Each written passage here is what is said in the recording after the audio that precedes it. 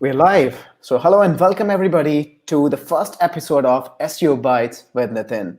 And we're really excited to be talking about need for speed today. And we have three amazing experts with us. We have Rachel Costello, who is working as SEO consultant at Built Visible, and she will be talking about some really great stuff today. And then we have Dawn Anderson. Everybody knows about her. So she has like massive experience, 20 plus experience in business marketing, 12 plus experience in SEO, technical SEO primarily. And she's a judge for many search awards, UK Search Award, EU Search Awards, US, and many more. She's amazing. I mean, she's like pure SEO scientist, I would say.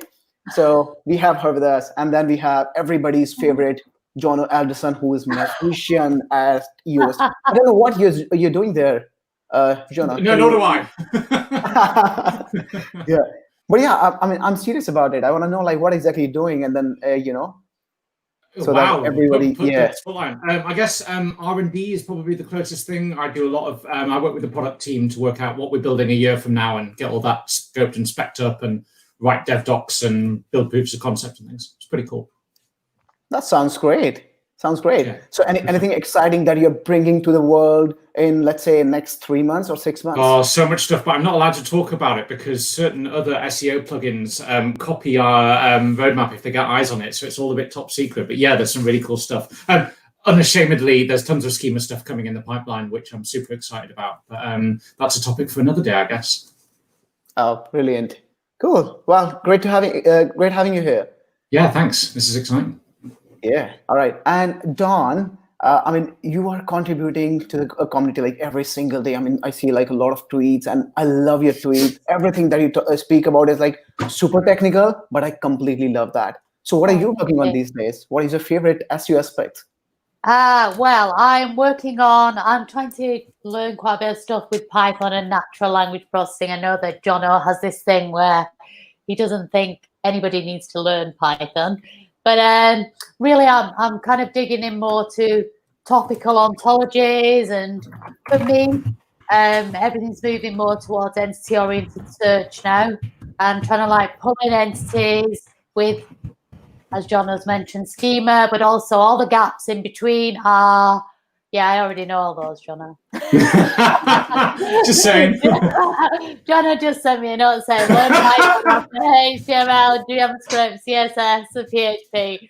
Yeah, I know enough of those to get me through, but natural language really is where I'm at now, and trying to like move more towards pushing clients in the direction of building topical ontologies and really powerful knowledge bases, if you like, on a specific, their expertise. Yeah, that's where I'm at. Brilliant. That sounds amazing. Looking forward to like more updates from you in coming days.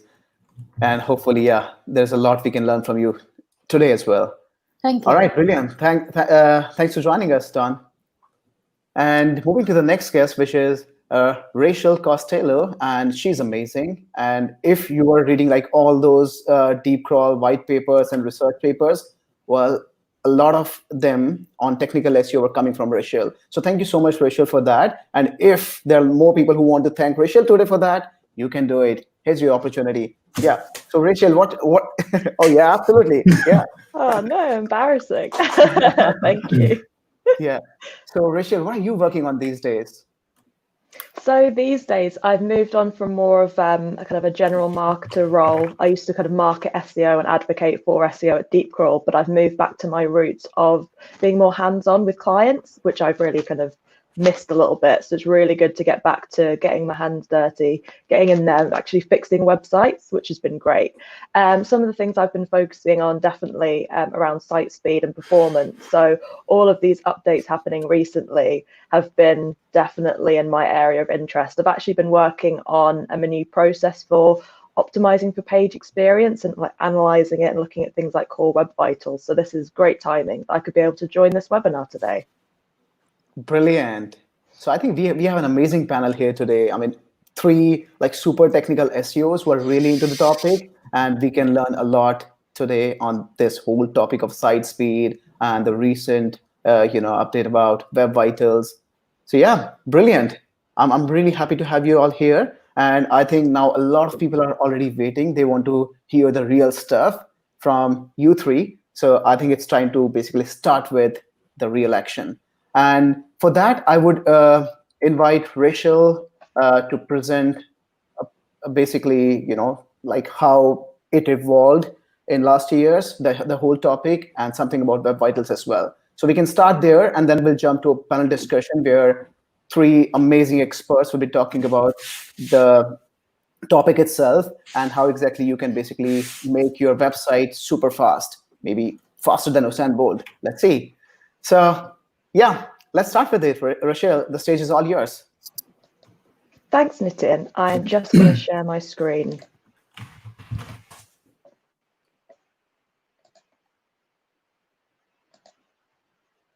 So I'm just going to assume that you can see this all fine unless someone jumps in and says otherwise. So I wanted to start off by kind of giving a demonstration of where we're up to now with SiteSpeed, kind of lay out the foundations of where we've got to, what's going on in the industry, what are some of the developments that have happened over the years that's kind of led us to this point of now being given Web Vitals as something new to look at. So I'm going to cover the growing importance of site speed in SEO. I'm also going to look at the page experience update that Google has announced that's going to be coming in 2021. And as an attribute of page experience is Web Vitals. So I'm going to cover that in a little bit more detail to give a bit of an introduction into what those are, as well as a couple of tips on what this all means for us and our websites and what we can do to prepare. So starting off with where we're at with site speed. So one thing I always recommend is that you can actually learn a lot from keeping an eye on what Google's saying externally. So as someone who's got a very big interest in site speed, I've been maybe a bit more aware of when I've seen a lot of updates from them on their different site speed tools, lots of extra comms on improving site speed for SEOs and looking at kind of how developers can improve site speed as well. And so I've been able to gather that this is a topic that they have been investing a lot in, and that kind of gives you a bit of a tip of where they're going in the future a little bit. So I've just mapped out just a handful of things. I know there's been a lot they've been working on with site speed, but I've just kind of mapped out a few key things that stuck out to me. So if you look back in April of 2010, we saw that page speed was first updated users as a ranking signal for desktop rankings. And then later on, a few years later, we've got the speed update rolling out for mobile rankings. So that was in July 2018. So there's a bit of a gap between those two events, but then things in the last 2 years have really ramped up. So then straight away you've got in the next year you've got the Test My Site tool updated. I know that was quite an interesting one because Google put a lot of effort into showing how site speed has a business impact. So obviously it was something they wanted us to focus on, but it's obviously hard to demonstrate the impact of speed sometimes in SEO. So they were trying to definitely push that forwards a little bit more. And then you've also got later that year, a lot of work was done on Google's different speed tools. So you've got the Google Search Console speed report rolling out in November. And then later that month, Page Speed Insights then incorporates the Chrome user experience report data as well. And then we move forward around 6 months to this May just gone, and that was quite a big month for a lot of updates. So we got Core Web Vitals, which were launched on the 5th of May, and then later that month we had Page Experience that was announced as well. So a bit of an update on what Page Experience is and what that kind of means for us. So page experience is basically the set of signals that measures how users actually perceive the experience of the interaction of a web page. So it's the user's subjective view of how a page loads and how they feel about it loading, rather than maybe the more traditional way we look at site speed, which is more objective. We just look at certain metrics and judge whether a page is fast or slow. We need to think about how users actually feel about that page when it's loading on the front end. So some of the things we know already. One thing to note is that page experience is definitely a big topic for Google. Just looking at their search docs that they provide on Google developers, it's actually nested as a topic alongside other really crucial topics such as indexing, JavaScript, and mobile friendliness. So we know that this is going to be a really important thing for Google moving forwards. We know from their announcement post that page experience is going to be included as an algorithm signal, which is going to be launched in 2021. We don't exactly know when that's going to be yet, but we do know that we're going to be given 6 months notice before it rolls out. So this was all announced in their announcement post. But one thing that we can kind of gather from this update and the information we've been given is that we're definitely going to have work to do. Google said before, when they announce, they don't really announce core broad algorithm updates in terms of what this means for sites. They just kind of say there's an update happening. That's it, basically. But when they actually put the work in and give us actions we can take to improve our websites ahead of these updates, we know that we're going to have to roll our sleeves up and actually do some work. One example I can think of is when mobile first indexing was first started to be talked about in 2016. We had a whole list of things we could actually do to make sure our websites were ready. And Google kind of gave us that timeline to get ready before it was then launched in 2018. So we had to do a lot of different things to make sure our websites were kind of going to be friendly for the smartphone crawler. One thing to note is that page experience isn't going to be the new most important ranking factor, not at all. Query relevance and kind of quality content are still really important, as well as strong backlink profiles, but page experience I think is going to be quite a good almost like a tiebreaker. So for example, I've been working with a client recently in the weather industry. So weather forecast pages are quite uniform really across different competitor sites. There's only so much you can do in terms of displaying the template of the forecasts and key information about the weather. But things like page experience is where you can actually potentially step ahead of competitors, because if Google has a set of pages that are all quite similar, all have quite similar content, how is Google going to decide which page is better? And this is where page experience and things like Core Web Vitals can feed into that and show, actually, this page is the best because it's going to provide the best experience for the user. So page experience is going to be made up of obviously Core Web Vitals, which I'll be covering in a little bit more detail next. So you've got largest contentful paint, first input delay, cumulative layout shift, as well as some of these other signals that Google's been talking a lot more about recently, such as mobile friendliness, as well as interstitial. So thinking about their mobile interstitial update that was happening recently, as well as things like safe browsing, so making sure there's no malware on sites, as well as being served on HTTPS to ensure security for users. So to set into context why these metrics were chosen for Core Web Vitals and why they're important is that you've basically got 3 key areas of the way that a page loads and the way that a user experience page loading. So you've first of all got the visual loading. You've got whether elements are appearing on the screen quickly and whether that's happening in a way that the user's happy with, or if they're kind of waiting behind loading wheels or things like that.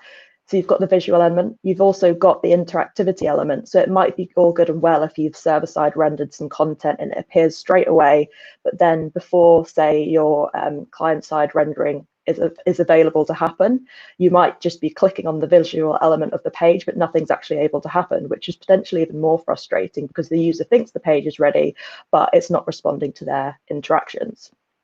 And then you've got this third element that I think is a really good thing that Google are looking at, because you'd think it's quite hard to assess. I know personally it's really frustrating where you are loading a page, you're going to click on something that you've seen is loaded already, but then suddenly the whole layout of the page shifts around and they end up clicking on the wrong thing and having to press the back button and having to try and find it again. So visual stability, again, is one of these key 3 areas that Google's focusing on with Core Web Vitals.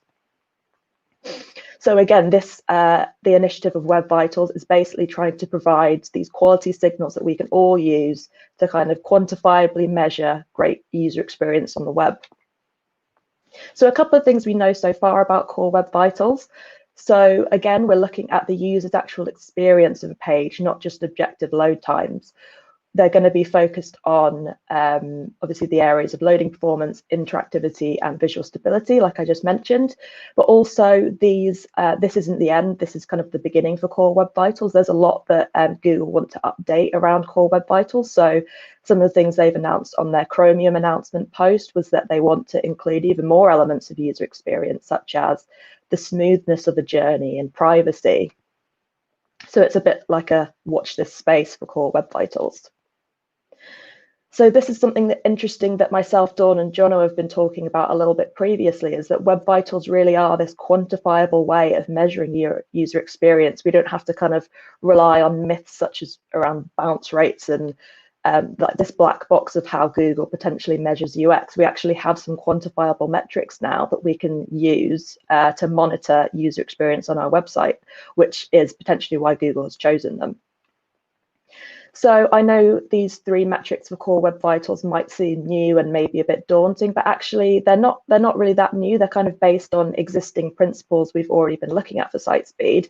They're just kind of a new way of reframing them a little bit. So actually largest contentful paint is, I've highlighted the new metrics in pink that you can see here, as well as some other metrics that historically maybe have been more important to us. So largest contentful paint is actually coming in to replace first meaningful paint, basically. And that metric's actually replaced FMP in Lighthouse. So you can see that this just comes in as a more of a useful visual monitoring metric, rather than just looking at first contentful paint, which just shows when anything's loaded. LCP is looking at when the most important thing on a page is loaded, like the hero element or something like that. First input delay takes things a bit further in terms of looking at interactivity, such as time to interactive, which just kind of looks at when the web page becomes interactive. Whereas first input delay, you're able to actually gauge the experience of the user between when they tried to first start interacting, when they're actually able to. And then obviously you've got cumulative layout shift at the end, which kind of looks at the overall view of the page loading and how things shift visually. So this isn't actually a timed metric, it's more of a score. So you can have, for example, 0.1 versus 0.2, and 0.1 is a very good score for CLS. So I just wanted to map out where these metrics fit. So this is more of the traditional view of existing site speed metrics. So largest contentful paint here, you can see happens around the kind of visually ready area, but we're just looking at that key hero element that's loaded. For example, this is normally an image, but it depends on what the biggest element of the viewport actually is. So it might be a big block of text if you haven't got an image, for example. And then you've got first input delay around here, which is kind of the time between when the page is visually ready, it looks ready, versus when it's actually interactive. And then you've got here cumulative layout shift, which is looking at the overall difference of what's happened between when the page first started loading to when it fully loads and what's kind of shifted there. So now we know a bit more about these metrics, I've put together just a couple of tips for performance optimization going forward. So it's really important, now we know what these metrics are, is to do a bit more in terms of tracking our pages against those benchmarks and metrics. So we've got these best practice scores, basically. So for LCP, Google wants us to look at having the hero element of the page loading in under 2.5 seconds. We're also looking at first input delay. You want to have under 100 milliseconds between the user first interacting with a page versus the page kind of interacting back. And then you've got CLS. You want a score, like I just mentioned, of that of less than 0.1. Luckily, with the updates in Google Search Console, this is something we can monitor quite easily, as well as some of Google's other tools. So for example, if you want to get an idea of how pages are trending on a more wide scale basis, you want to see how your whole website's performing, you can simply go into the Google Search Console, the Core Web Vitals report. So this has now replaced the existing speed report, which I highlighted in the kind of Google update timeline at the beginning. So you can actually see how things are flagged. You can see what issues are poor, how many pages they're affecting, and actually how this is trending over time, which can be quite useful. So another way that you can look in a bit more detail is if you go into Page Speed Insights. So this has also been updated to include metrics on the Core Web Vitals. So you can actually see on a page-by-page basis a bit more detail on what's impacting these metrics, and you can kind of see the scores there. And what's interesting to see is that they've updated this tag which says about field data, showing that the page either does or does not pass the Core Web Vitals assessment. So this is really interesting to see that if this page, as it stands now, it wouldn't pass the criteria that Google would use to assess page experience. It would kind of fail in terms of Core Web Vitals. So we can see that there's actually something we actually have to fix before this rolls out, which is interesting to see. Another just a quick tip on looking at different elements. So you can go into Chrome DevTools under the Performance tab if you're quite curious about what the LCP element on your page is. Maybe you're not quite sure. You can go into the Performance tab and you can see under the waterfall kind of diagrams there, you've got the LCP tab there, which you can click on, and then that will highlight the image you're looking at, or the element you're looking at, which here in this case is an image. So now we're looking at how our websites are performing in terms of Core Web Vitals. We can look at how to actually optimize for them. So this is something I've been working on recently, putting together a page experience audit and site speed audit for a client. And these are some of the tips that I kind of compiled together. So when you're optimizing for largest contentful paint, you're basically wanting to render your main content as fast as possible. So this involves some of the traditional optimization tactics we've seen before, such as improving server response times, looking at optimizing render blocking resources. We're looking at reducing file sizes. So if your LCP element is an image, if that's overly large, it will take longer to actually render to the screen. So can you compress that down so it is able to be kind of rendered quicker? And we've also got things like prioritizing load of critical resources. So maybe you want to use rel preload to preload some key elements there, as well as looking at things like minimizing client-side rendering, which can really impact the speed at which kind of pixels are painted to the screen for the user. So these are some kind of existing strategies that have worked before, but are actually really useful in this specific example of optimizing for LCP. Next, we've got optimizing for first input delay. Again, nothing too new here in terms of optimization tactics. This is one where obviously optimizing JavaScript can really help here. So you're looking at where there's a lot of heavy JavaScript execution, where the main thread is being blocked that can stop the page from being able to interact with the user once they've tried to access a certain element of it. And then you're also looking at things, again, render blocking elements such as third-party scripts that can block the main thread, looking at how you can defer loading of these elements, as well as actually testing interactivity. So for example, if you're using server-side rendering to visually load a page for a user, you then want to actually test whether that's interactive quickly for users or not, or if, again, you're getting that frustrating experience of the user seeing something but not actually being able to access it. And finally, we've got CLS, some tips on how to measure this. I guess this is more of a newish view on how we're looking at performance optimization. It's not just about kind of JavaScript execution and compressing images. It's looking at kind of how these elements are displayed. So we're looking at some really good things we can use are specifying image and embed dimensions. So for example, on responsive sites, developers seem to have dropped for example, the width and height attributes. So that's actually something that adding those back in can actually specify areas where images will sit. So maybe there'll be a placeholder for those images before they load, whereas the text can kind of load around that box rather than being shifted when the image loads in. As well, for ads are going to be a really big issue for CLS, as I'm sure you'll have all experienced browsing websites where ads pop up, they shift, everything's going all over the place. Whereas we should actually be looking at assigning static spaces for these ads, whether they're there or not, just so that space is going to be assigned and text isn't going to be shifting around the screen for the users. As well as we can look at things like avoid inserting dynamic content and looking at using the font display and font loading API for things like flash of unstyled text or flash of invisible text, which can again be a bit disorientating for the user and causes text to shift around the screen. So again, some of the things I mentioned is that you don't have to be overwhelmed. These are some this entirely new, it's an entirely new thing that Google's launching. There are lots of things that we can do that we're already doing that we can just keep doing to improve core Web Vitals performance. So again, we're looking at things such as JavaScript, website code file size optimization. We're looking at compressing our images and kind of prefetching key resources to look at how we can kind of get our websites to load a bit faster.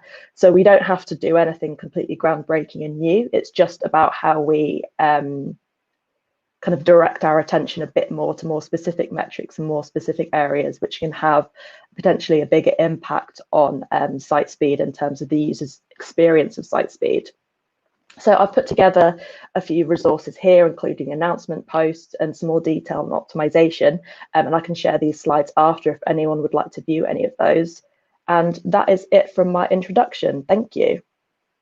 Well, thank you so much, Rachel. It was amazing. I mean, you covered a lot of content in these 20 minutes. Well, you took 20 minutes, not 15, just for information. Oh, I'm so sorry. It was amazing. I mean, I was completely like into the topic, and I just realized like, oh, it's like, 20 minutes since you started.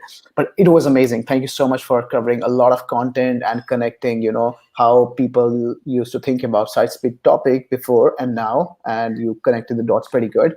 So thank you so much for sharing the whole history and the present about the topic. It was amazing. Thank you so much, Rachel. All right. So I think, well, she spoke about a lot of topics, and now we have some more topics where I want to hear, from Jono, Ton, and of course, Rachel can join in as well. So the first topic I have is about what changes. So for example, I, as an SEO, been working on this topic for last X years. But now all of a sudden, Google announced about this Web Vitals. So what changes for me exactly? I mean, the way I was working before on site speed topic, and now what should change for me? How should I look at this new change? Should I start? Of course. Go after you. I think the main point is that we should not get the pushback anymore from people that say, oh, UX is not a ranking factor, because UX is going to be a ranking factor. I know not the full breadth of UX, but these are, as we've discussed, measurable items which we shouldn't get pushback from devs or site owners or brand managers. These are things that we need to action within the next 6 months. So urgency, I think, and hopefully this will be moved up the dev queue, if you like. So I think it's a great dysfunction that SEO has historically owned web performance. I don't think it ever should have been ours. I think we only claimed it because nobody else really did, because it was a gray area and it was a bit mystical and magical and it fell between the cracks. Now, with these new metrics and this new thinking, and with Google screaming from the rooftops about how important it is, I think this is the point where we start saying, actually, all we're talking about is quality and making sure that the stuff we build is built well, is built in a considered way, and has these kinds of considerations baked in. We don't build something and then try and make it fast. We say, okay, fast things are important. How do we build it fast? And we make sure that our processes and our development and our businesses work in such a way that they just produce and maintain fast websites. And hopefully, as SEOs, we can get to the point where we say, you know what, this is well-defined and documented and standard enough that you don't need us to come in and be wizards and magically tell you what to do. Yeah. You guys just meet the standards. And then it's one less thing for us to have to fight for. Yeah. Yeah. That's a great answer. Rachel, do you want to add anything here? Sorry, go ahead, Dan. I was just going to say there's a reason why the performance tips and hints are all in the developer section of Google search, Google's documents. And there's a reason why Martin has been brought in. It's to join up the whole SEO and developer relationship, because it's very difficult to fix something that's been built badly in the first place. Right. Especially with all the new technology. If you build it right, good SEO actually seems to come a lot more naturally. I know that there'll always be tweaks and there's the whole JavaScript thing, but if you build good foundations, working well with developers in the first place, then half the job, well, not half, but a lot more of the job is done. So, 10% maybe? 20? Well, probably 25%, I would Yeah. say. Yeah.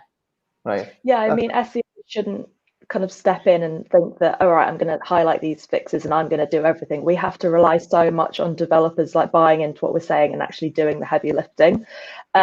So that's one thing. I think one thing that SEOs can do going forwards, to look at this a little bit more, it's kind of just showing how much deeper we have to go with site speed auditing. And I've seen a lot. It's like site speed's kind of tagged on at the end of like a tech audit. It's you've checked a few templates, you've got some page load metrics, and that's it. But it actually is much more nuanced than that. So I think what we can do is just start to maybe even run separate site speed audits for our clients. We can go into more detail.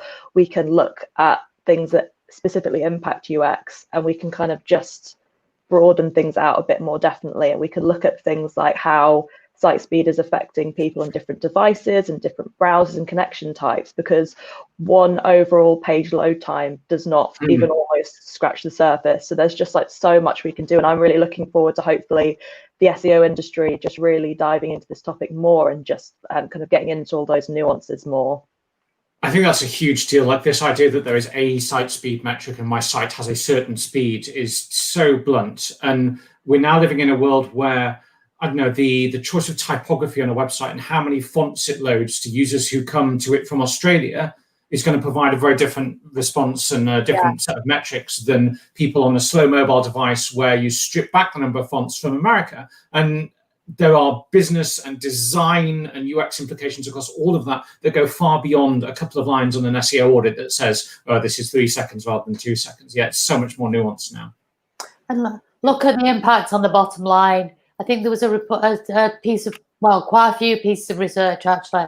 One was with Amazon. I think there's a tiny fragment of increase in speed had a huge impact on the bottom line. So there is a real business case for pushing these things forward. Yeah, and every millisecond has a tangible impact, right? And I've talked about this, but it's not because people sit there and think, oh, that extra 10 milliseconds was really frustrating. It's because as that builds up, they're more likely to think, I'll just get a cup of tea, or I'm just going to hop to a different tab and see what's happening on Twitter. And it's those tiny moments in those milliseconds that people don't even know they're doing. Mean you lose focus, you get distracted, you lose attention, they think about competitor, whatever. Yeah, do you know what it comes back to? Sorry, I just butted in there. I know it's probably your turn, Rachel, but do you know what it comes back to? It comes back to information foraging theory. I'll tell you why. Because when the wait is too long, the benefit of the wait or being patient it's not worth the cost, if that makes sense. So it's not worth hanging around for. They don't see the benefit any longer. And as you said, they get distracted. I know it's another topic, but it all fits together. And, you know, information foraging theory and UX are all part of the same thing. So, yeah. Yeah, it sounds very logical. Yeah. It has to be worth it. Yeah. Yeah. Well, thanks for sharing that. I've been in that situation. So here at Omeo, for example, we were working on this whole topic and nobody wants to own it. Like Jono mentioned, right? Nobody wants to wanted to own it. They were like, hey, this is SEO topic, so you guys should own it. But then it was like just going here and there. And then end of the day, we had to own it to basically see some movement in the topic. So yeah, it's a massive topic. And I think this is not kind of a sideline topic. It needs real focus and it needs real expertise and a lot of resources and time and effort and energy. Yeah, only then you can basically work on it. Yeah. So when we're talking about, improving the site speed, and how should we think about tech stack? Because there are like different people working on different tech stacks and architecture, and everyone is aiming for 100. I'm talking about like page speed and site score, right? Everyone is aiming for 100.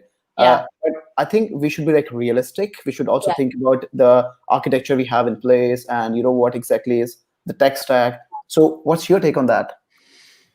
Do you want me to start? Because I had this very conversation with my developer the other day, and we were getting a reasonable score on some of the various tools for a particular site.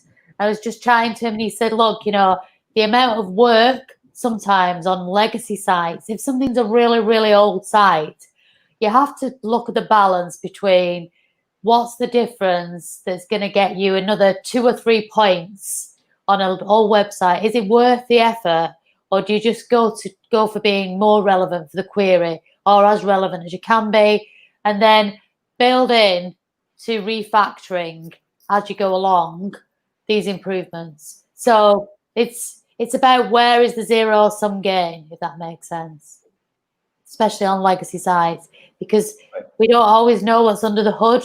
So it's very easy for SEOs to say, hey, you must fix this, but we don't know that site maybe is operating off something really old legacy, and it's a patchwork quilt of lots of different technologies all bolted together. Yeah, with 30 different style sheets. And then we say, hey, get rid of unused CSS. And they're like, well, this site is 20 years old and we've got millions of style sheets and it's not worth the effort. So we need to draw the line and realize sometimes you have to say this is good enough, you know. Yeah. Nicely put.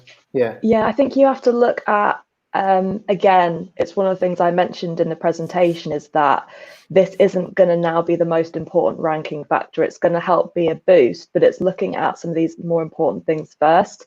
You have to look at whether this is actually going to have a tangible impact, or whether you're just kind of trimming down for the sake. It's like vanity reasons, just so you can say, oh, I've got a perfect 100 score, but it's actually doing the testing, seeing if what you're doing is actually having a positive impact on users on the front end.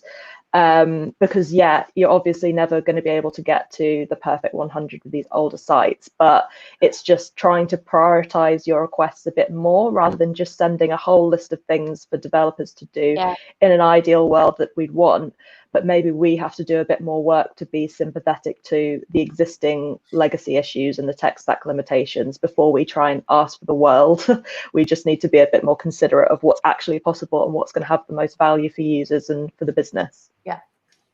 I think one of the things that Google mentioned time and time again when you look at these new tools and new metrics is that they're measuring the 75th percentile. So the slowest and worst and most outlying 25% of people on an old iPhone from China, they're going to ignore, they're not going to measure and count against you. But the 75% of people who are in the middle of that bell curve, the kind of average users and different devices and different network connections in different places, they're going to be the people who matter. So, and all these tools are starting to reframe the way they display their metrics to visualize that. And you get these colored bars of the green, amber, red for those percentile groups. The zero return game is when you've achieved that 75%. If you're under that, you are still frustrating potential users, potential customers who should be the kind of people who you're wowing and winning. And I guess how much you want to invest in chasing that comes down to how good are your competitors, how much do you rely on organic traffic, etc. But if you're anything less than that 75%, you are already annoying people. You're already impacting your net promoter score. You're already losing links because people won't recommend you. You're already not getting retweeted because people don't read your articles. This isn't about optimization. It's about cost of entry and having a website that doesn't annoy your users. Yeah. Yeah, that's a brilliant point. Thank you so much for adding that, Jono. Well, you briefly mentioned about tools here. So, and there are a lot of tools, right? PageSpeed Insights. We have Wedge. What was that? Webpagetest.org. We have that. We have GTmetrix. We have Pingdom. We have many tools, right? What's your one favorite? Or, well, maybe there is no one favorite, but what are the tools you are relying on? What are the tools you are using on a regular basis when you're talking about site speed of website? All of them. The point is you cannot have like one go-to tool, because what happens is you have one score 1 minute, the next minute it's a different score. So you have to take an average, and that's why Google have got this over the past 30 days. We have this because it's a mean, it's an average across many different metrics combined, if you like. Yeah. So you have to utilize, Pingdom, web page test, Lighthouse, GTmetrix. I kind of like GTmetrix, but then you could dig in much further and go with web page test, which has a lot of other features. I like them all, and you have to use them all, and you have to get a good average, if you like. So, Yeah, I would say my favorites at the moment are probably going to be tools like Lighthouse and PageSpeed Insights, just because I'm looking at ways that I can directly show what I need developers to do, and it can demonstrate it in a really clear way rather than just like firing some numbers at them. So for example, in PageSpeed Insights, you've got the mix of having a combination of field data and lab data, which is really good. But you've also got examples of the different reports, but actually examples of where certain resources are causing an issue. You've got estimated savings of optimizing key resources, and you've actually got the URLs there. So you can kind of send a screenshot or a handful of URLs of CSS style sheets that need to be kind of compressed or something like that. But it's just that you've got the evidence, you've got real world examples that will really help you demonstrate your case and help developers see exactly what you're talking about, really.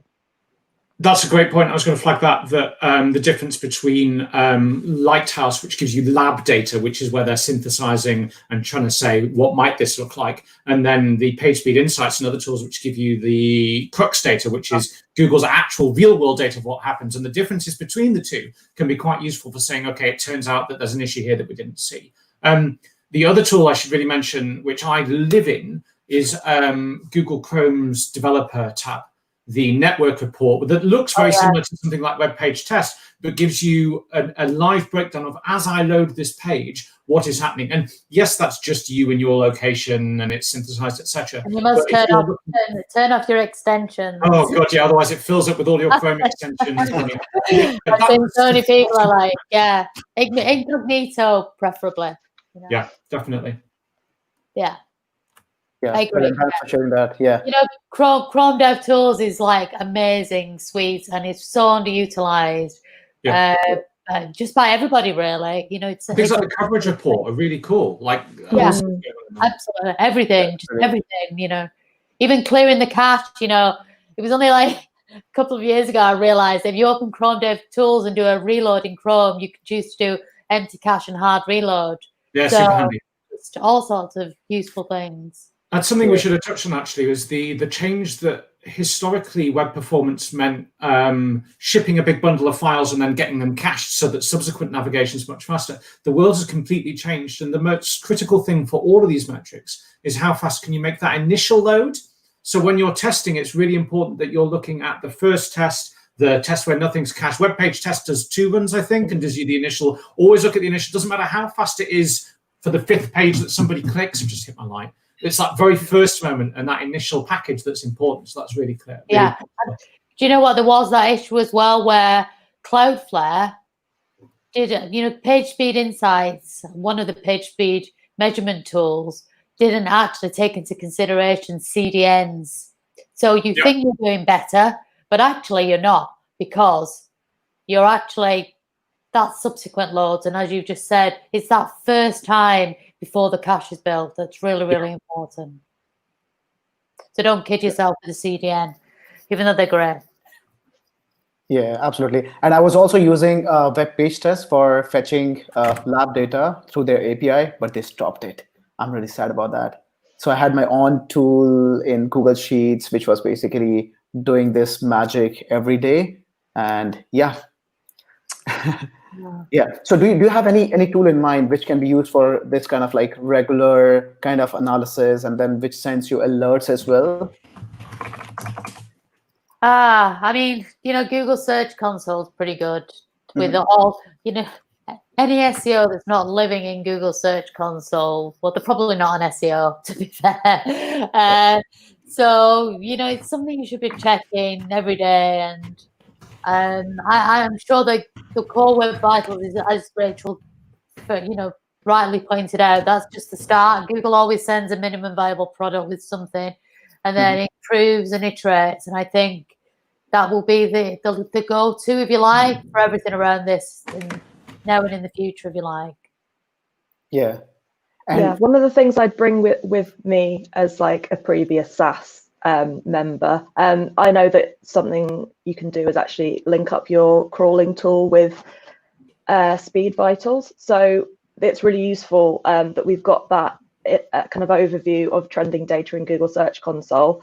we've got the granular data from page speed insights on a page-by-page basis. But something I found quite useful to do, for example, with deep crawl, would be to kind of add some custom scripts and some custom extraction to actually be able to extract Chrome load times for each page. So then you've got your more granular data from the crawl in terms of indexability, and you can kind of link in other sources such as traffic data from Google Analytics and Google Search Console. But then you can also see exactly the speeds of these pages, and you can kind of have that a bit of a view of everything in one place with all your crawl data that way. So I find it's something you can do with Screaming Frog as well, actually kind of connecting with like the Google speed metrics. But I'd say that could be quite a useful way, because then also with your crawling tools, you can set up your alerts, you can set up thresholds and things like that. So I'd recommend looking into that. Yeah, Great. that sounds good. Yeah, thanks for sharing that, Rachel. All right. So, well, you know, taking your website speed to a level is one big challenge, but maintaining it is another challenge. So, do you have any recommendations on, you know, how can you basically maintain a number or score or basically a level that you've already achieved? And what would be your instructions to your development team or like whosoever is working on the whole topic? How do you think we can maintain a number or a performance score?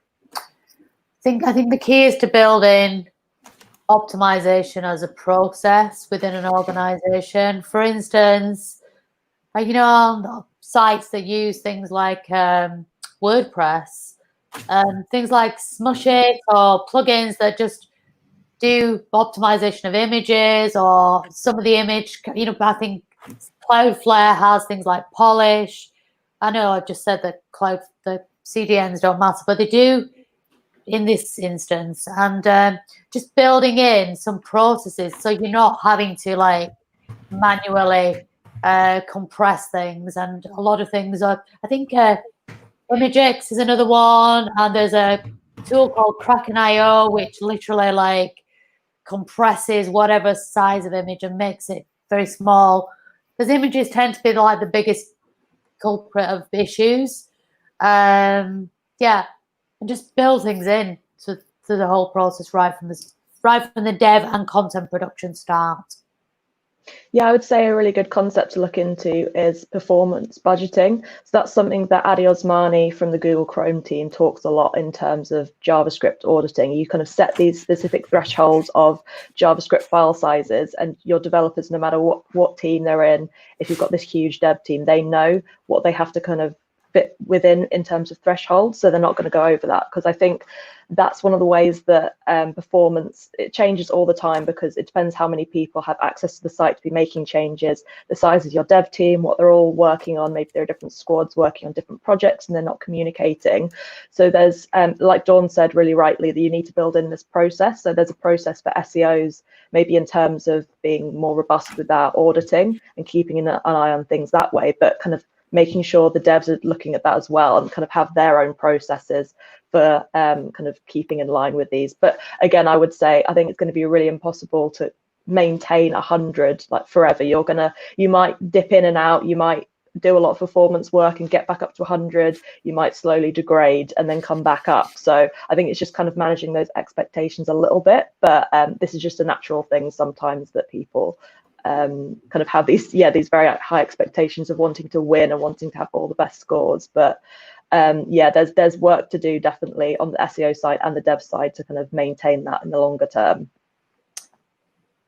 You've both absolutely stolen both of my answers, which were use the right set of plugins and third-party systems so that you're not reinventing the wheel and they can do the heavy lifting, i.e. Cloudflare image compression.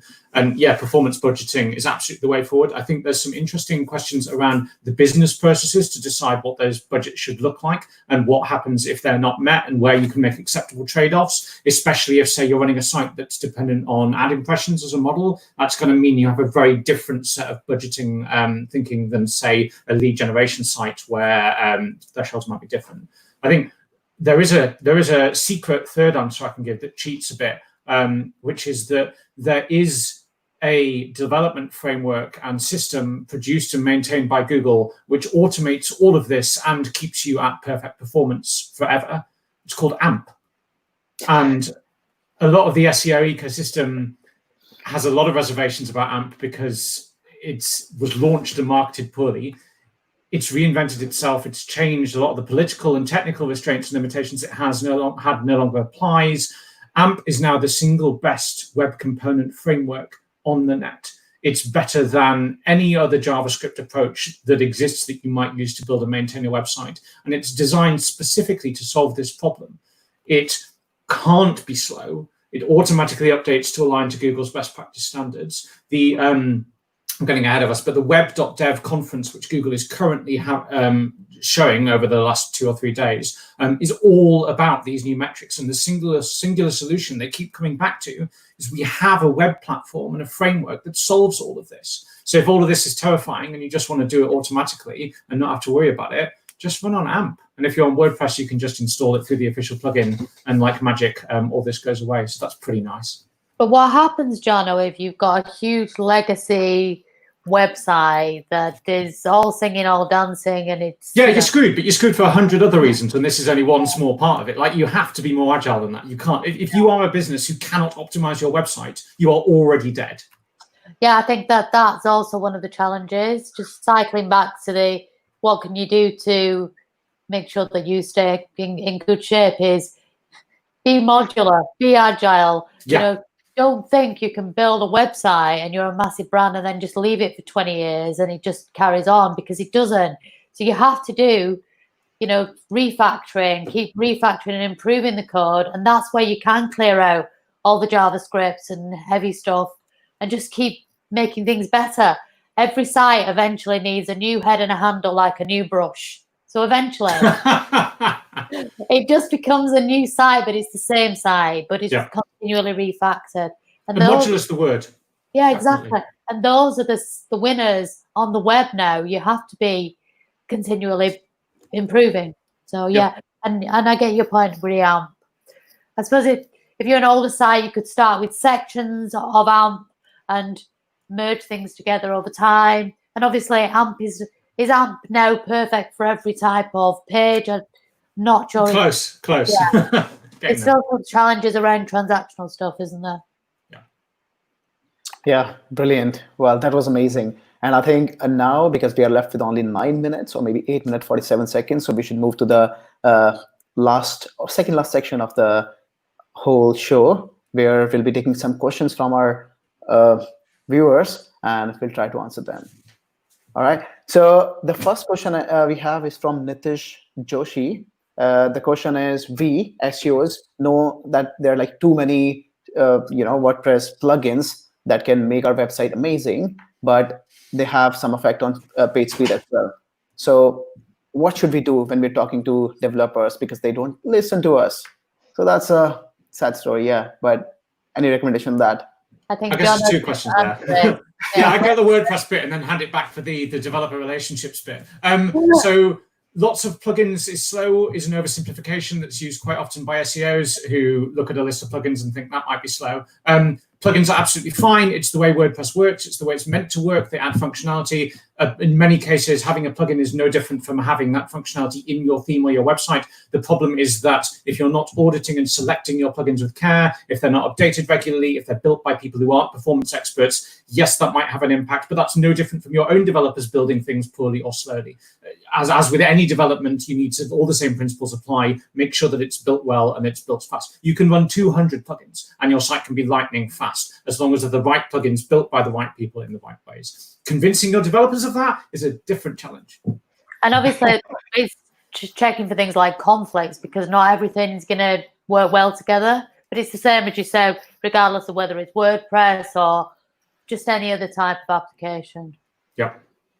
Yeah, I think providing the data to back up what you're saying, this can be more of a general point as well around working with devs. You can say that this loads at this speed, but maybe try and even go into web page test, run a visual comparison, give them one of those video recordings of the site loading. Maybe you can kind of go into Chrome DevTools and point out certain elements in the waterfall that are just taking up a lot of time. Just back up what you're saying with actual data, run from speed tests to kind of quantify that a little bit more, rather than just sending a whole list of issues asking, please fix this, or this is important, because your word isn't going to be more powerful than actual data behind kind of performance loading.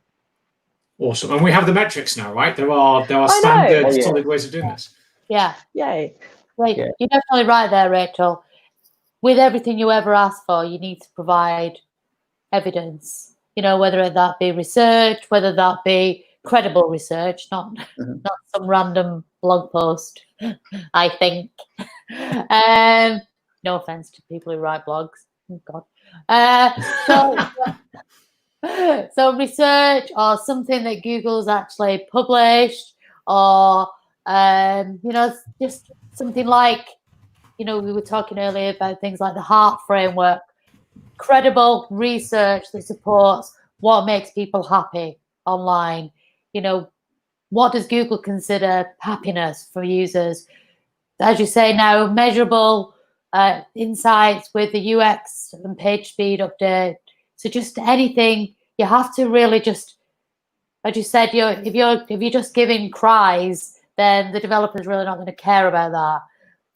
However loud you shout, they want evidence. So you have to give them an argument that they can't really dispute, or they have to come back at you with something even more credible than what you're providing.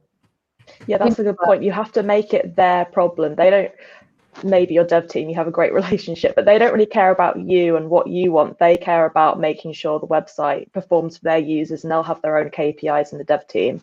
So if you learn more about how they're judged, whether that's they're judged against kind of revenue metrics as well, potentially, and kind of put things in their frame of language, rather than just like, I want this because I'm an SEO and SEO is important. Definitely try and learn more about how they're judged and how you can make them care about it and make it their issue too, rather than just your issue. Yeah. A lot of the time, the other flavour of that problem is they won't be judged on quality or metrics at all. They'll be judged by the senior stakeholders on how fast did you ship this feature. And you'll have a culture where the objective is get this out the door. And you coming in at the 11th hour and saying, actually, we need to rebuild this entirely to meet these standards is not going to go down well. So then the issue is trying to connect all those people and their objectives rather than just swaying the devs, because they're not incentivized to care about this sort of thing. Ultimately, as you've said, it really does depend on who you're trying to put the case across to, because accountants, or it comes right back to, there'll be a decision-making unit around everything that gets pushed into dev, and that may be a team, so members of the dev team, members of the project managers, members even of the marketing team, brand team, etc. Somebody somewhere, depending on the size of the organization, will have an input. So it depends on who you're making the request to. Think about the type of person, what their objectives are, and it comes right back to what pains and gains matter to them. So it's how you frame your argument, really, with good, strong evidence that appeals to that. Brilliant answer. Well, so a kind of related question. So what would be your recommendation for the businesses which are relying on ads or third-party components? Jono's probably just going to say Well, funny you should say that. So this is a real problem, right? Ads are slow. They do sequential calls to multiple networks, and it takes 30 seconds for the ad to load, if it loads at all, and it brings back a whole bunch of JavaScript errors, and it blocks the main route. Ads are bad for performance, and there's no way around that. This hurts everybody. It hurts publishers. It hurts the advertisers. And all the pressure in the world from Google and others to try and get people to make faster ads has not worked. The thing they're experimenting with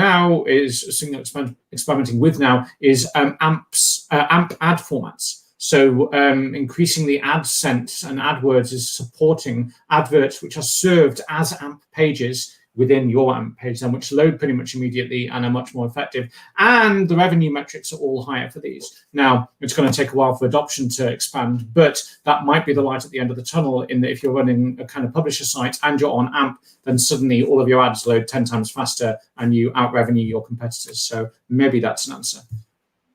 Yeah.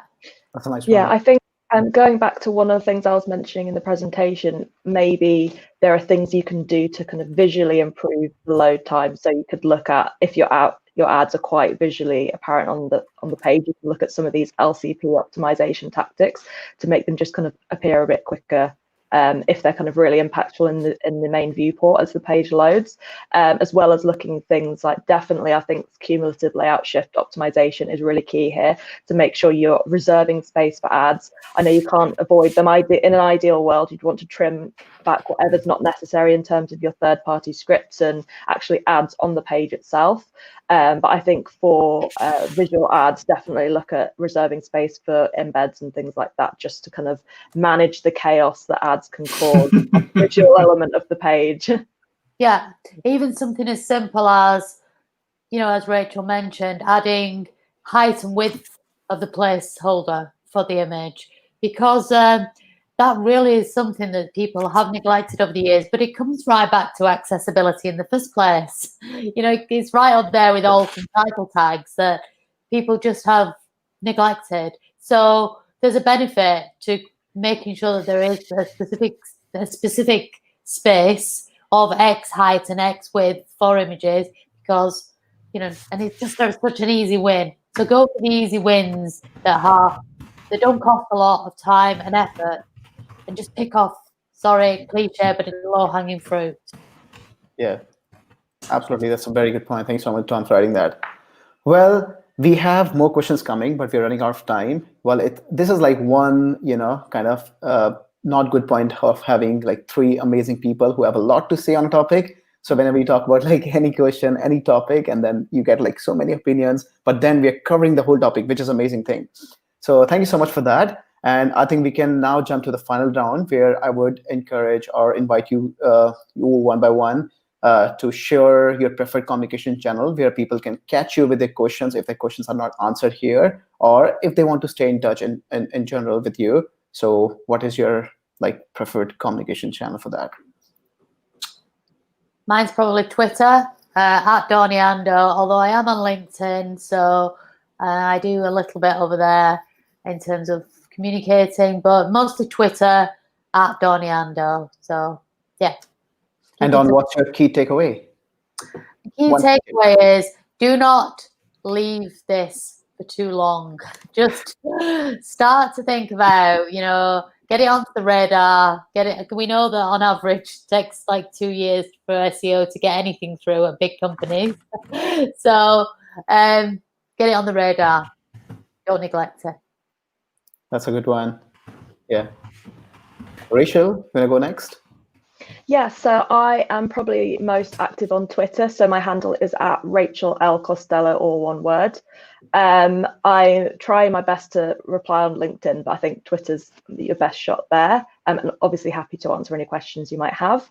I would say my biggest takeaway tip is that we need to be doing much more with our auditing for performance. We need to really revamp our processes and make sure they're just more granular and can kind of cover all these different topics that we're talking about now. Just a couple of spot checks of templates and overall load times just won't cut it anymore. So we kind of need to do a bit of an overhaul of our speed auditing processes, really.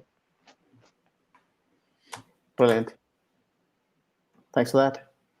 Jono, you want to go next if you're still available? Sure thing. I was waiting for you to go, but then I know you're looking for coffee. You asked for that as well, but I'm sorry we don't have coffee break. Oh, I was promised there'd be a cake break. Damn it. Okay. Oh, yeah. So yeah, I'm at Jono Alderson on Twitter. I'm fairly responsive there. I guess my tip would be similar to Dawn's: is don't wait to start addressing this. Speed isn't a thing that you fix once. Speed is a culture that you build and maintain, and you start doing that in 100 tiny little ways, and you start today. You go, you open up the tools, you find something that could be made less slow, and you make it less slow, and you keep doing that until you die. Otherwise, you lose to competitors who are faster. Brilliant. Thanks so much. Well, then finally, it's me, Nitin Manchanda. You can catch me on Twitter at @_netman. And it was really a pleasure hosting you three amazing people. And thank you so much for sharing all the gyan on this amazing topic. It was fabulous. And I loved every single bit of it. So thank you so much. Thank you. Thank you. Goodbye. Bye. Bye.